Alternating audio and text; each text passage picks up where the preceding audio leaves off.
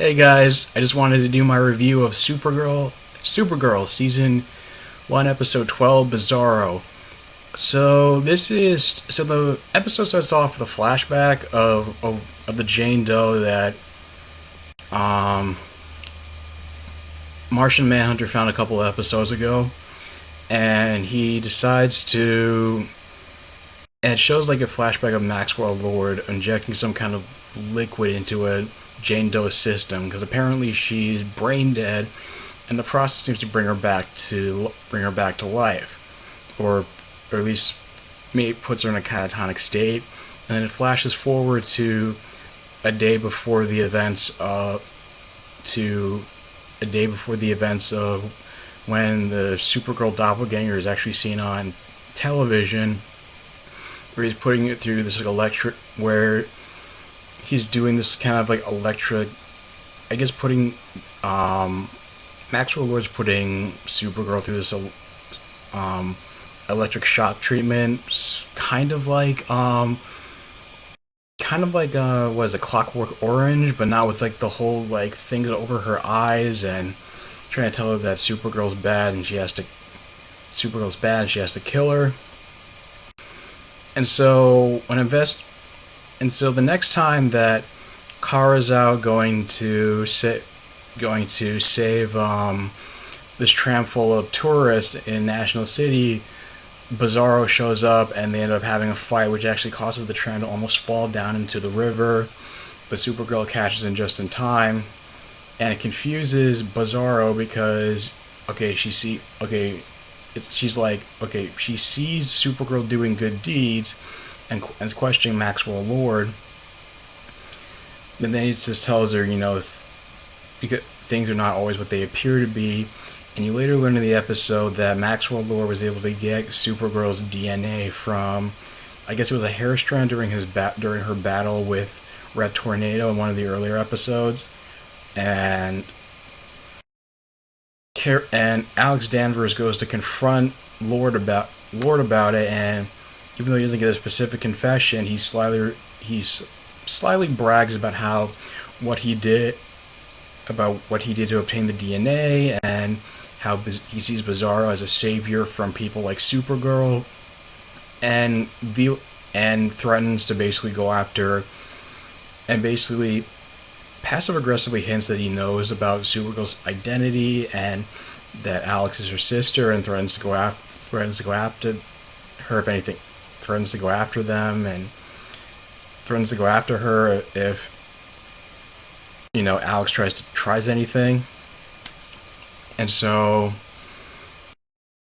basically, just to learn more about the imposter, Kara is able to convince Wynn, who was giving her the cold shoulder last week, as well as Jimmy, to start investigating who might have like the same height and like body type as Kara. It turns out it was the Jane Doe was found in a car accident, and the body was collected by a subsidiary of Maxwell Lord's company. And it turns out he's collected the bodies of like several other Jane Does, and the seventh person, who is now Bizarro, is the only successful experiment. And Kara's reluctant to hurt the Bizarro because she feels like she's a victim and doesn't realize a victim, and not really, and also just being manipulated by Maxwell Lord. Alex Danvers thinks they need to take more actions to do that. I mean, take more actions to subdue her. And it isn't until Kara's on a second date with Adam, who is Cat Grant's son. They went on a first date, but at a bar, but she had to leave to go stop Bizarro and save the people in the tram. The second date is when she starts to open up a little to Adam about saying, her parents died, how she's had an adoptive family, and how she doesn't struggle to be normal, but naturally she's kind of coy about the detail. She doesn't give all the details, the circumstances of the death. And they have their first kiss, but then of course Bizarro abducts Kara, and they get into a battle where Supergirl shoots out her heat vision, and Bizarro fires her freeze vision, and then there's also fire. Then there's another standoff where Bizarro it's like a breeze fire, and Supergirl uses her freezing breath, and it also comes to another standstill until the DEO shows up and tries to fire kryptonite bullets at Bizarro. But instead of killing or weakening Bizarro, they end up just deforming. They ending up causing her to become more deformed and take on the original appearance of the Jane Doe. So basically, she's angered by the attack, and Lord was able to manipulate Bizarro into using that anger to going after Supergirl's loved ones in revenge, and so he kidnaps Jimmy Olsen, keeps him in a warehouse, and Jimmy tries to reason with Bizarro, saying how she loves some part of her. There's some part of her, because of her genetic makeup, that is Kara. That's why Jimmy's, and convinces her that's why Bizarro hasn't killed Jimmy, and how he basically professes his love for Kara in front of the Bizarro, saying that she loves her for being brave and strong, wanting to help others, and then as Bizarro's about to kill, but then he's able to that's able to distract her long enough to activate a signal watch to get help from Supergirl. She flies over to the warehouse, and they have another battle. John Jones is able to ionize the kryptonite bullets into blue kryptonite that he loads up into a gun, that Alex loads up into a gun and fires at Bizarro, which actually manages to subdue her. And then so they decided to bring Bizarro back to the DEO and subdue her and put her back into her comatose state, just until they were able to find a cure for her and bring her back to normal. Other stuff that happened in the episode was, Jimmy and Wynn are just sitting down having drinks, and Wynn's lamenting about being put in the friend zone, and he starts to realize that Jimmy's still in love with Kara, even though he's in a relationship with Lucy Lane, and Wynn convinces him no girl wants to be with a guy, wants to be with somebody else, and that he should just be with Kara. And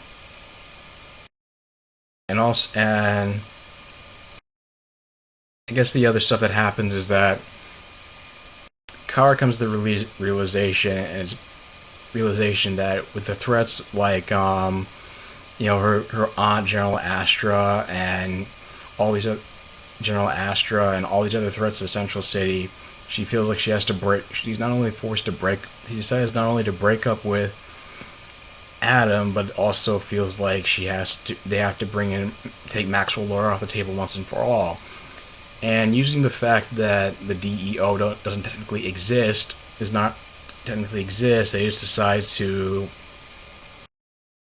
Alex decides to have Maxwell Lord arrested and put inside one of the prison cells in the DEO without any charges, and just detain him without any charges, and Hank Henshaw / John Jones calls her out on it, and Alex Danvers retorts that, you should know better than anybody, that I care, Alex just says she decides to put her family secrets above government secrets, and that John Jones should know more than anybody about trying to protect,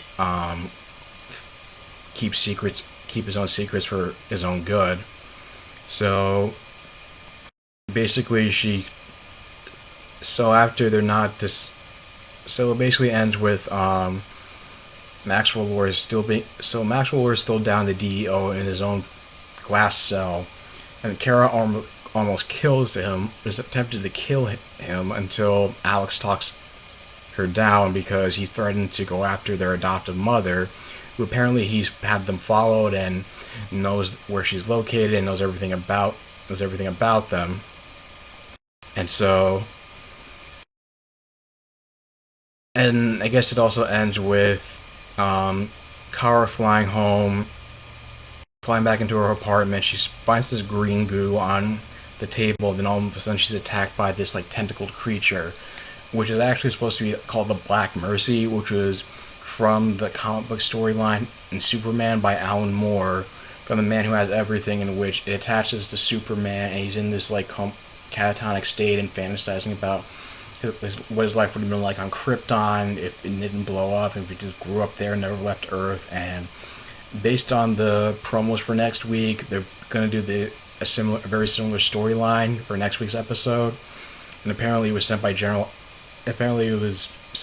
Astra to attack Kara, and the Black Mercy is actually going to be killing her.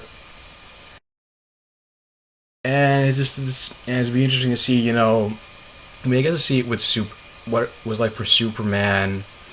On if you ever watched Justice League Unlimited, they had they did the same storyline in one of their episodes. It'll be interesting to see the parallels between that episode and and the same storyline interpretations on Supergirl. So, and then another note, Cat Grant, who first started acting nice to Kara because she was going on a date with Adam.